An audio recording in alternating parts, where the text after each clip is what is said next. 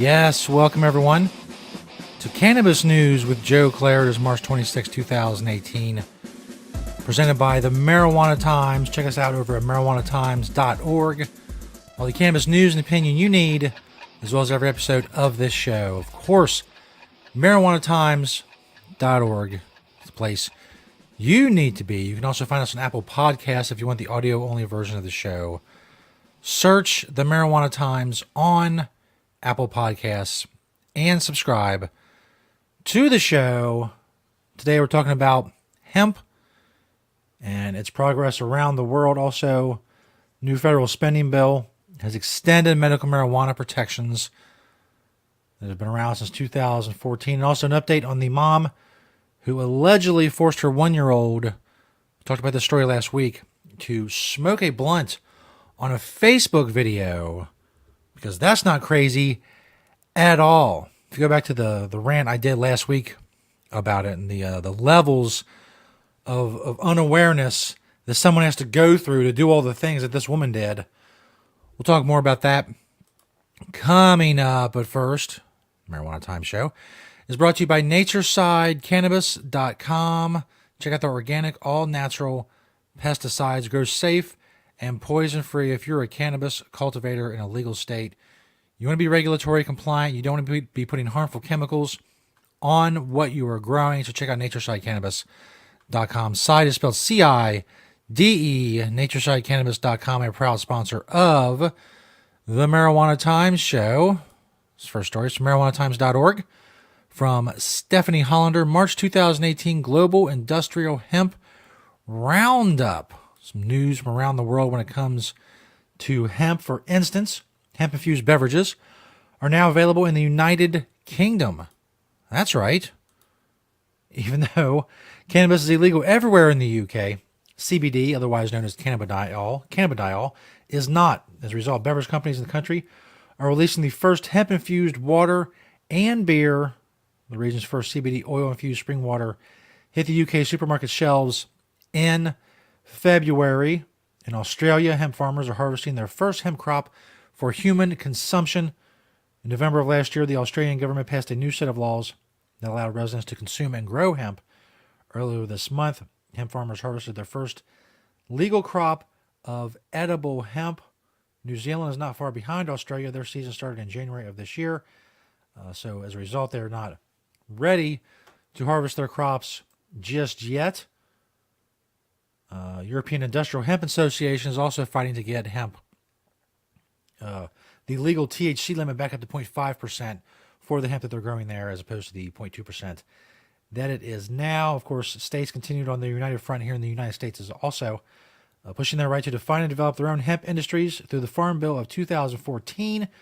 According to the National Conference of State Legislators, there are now 27 states in the United States with hemp pilot programs. There's also stuff going on in South Africa and other countries. You can check out that story on marijuanatimes.org. And of course, every story that I talk about here on the show is linked in the description of this video. This next story is from the NORML blog. The NORML is a national organization for the reform of marijuana laws. New federal spending bill includes medical marijuana protections as part of the newly proposed appropriations package known as the Omnibus Bill. A spending restriction upon the Department of Justice from prosecuting state legal medical marijuana programs will remain in place through the end of September. The Omnibus, you may have heard last week, passed the House of Representatives on Thursday, and it passed the Senate and was signed into law by President Trump on March 23rd, 2018. So, the Department of Justice is prohibited from using funding to go after state legal medical marijuana businesses.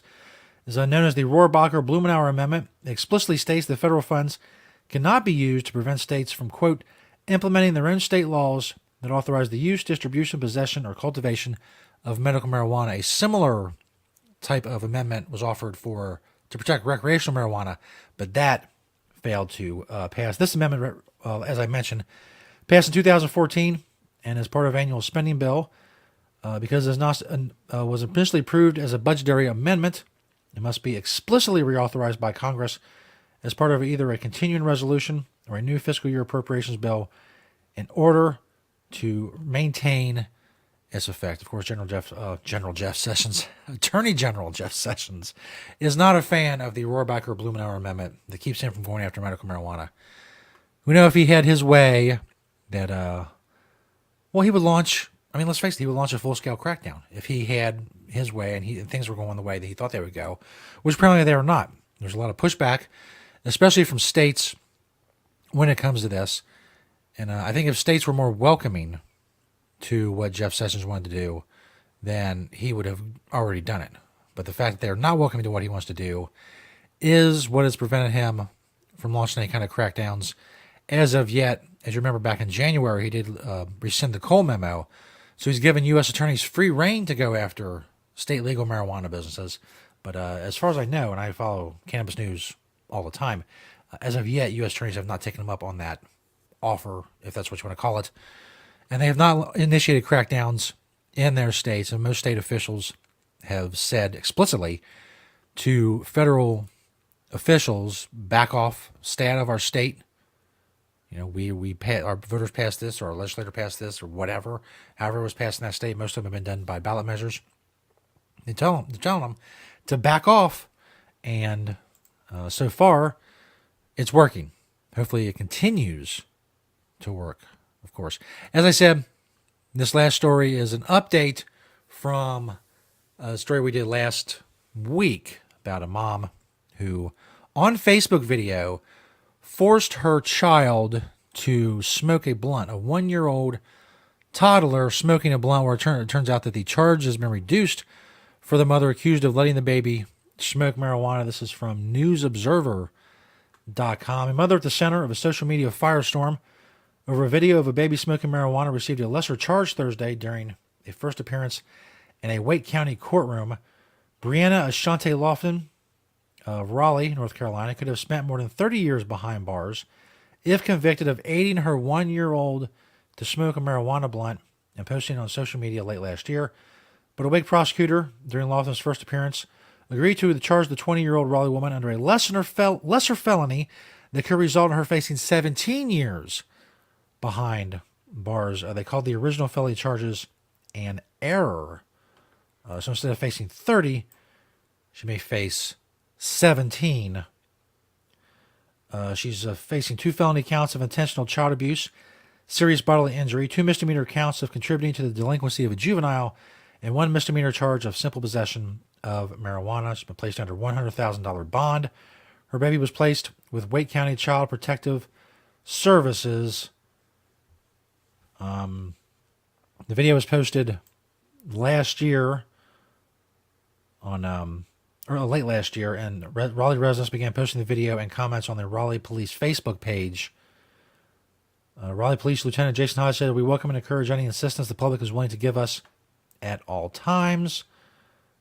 And apparently, she is not fighting, as of this point, her loss of the child.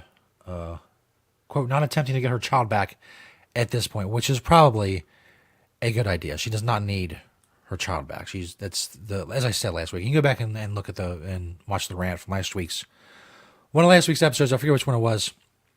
It was late last week, about the levels of unawareness that the person has to go through to think it's a good idea for their baby to smoke marijuana, help their baby or force their baby, however you want to look at it, to smoke a blunt, to videotape it, to post it on social media, or allow other people to post it on social media, or even be in a position to where any of this is happening at all, shows so many levels of unawareness and so much of a lack of awareness of basic health for toddlers, the reaction that she would get, the trouble she would get into.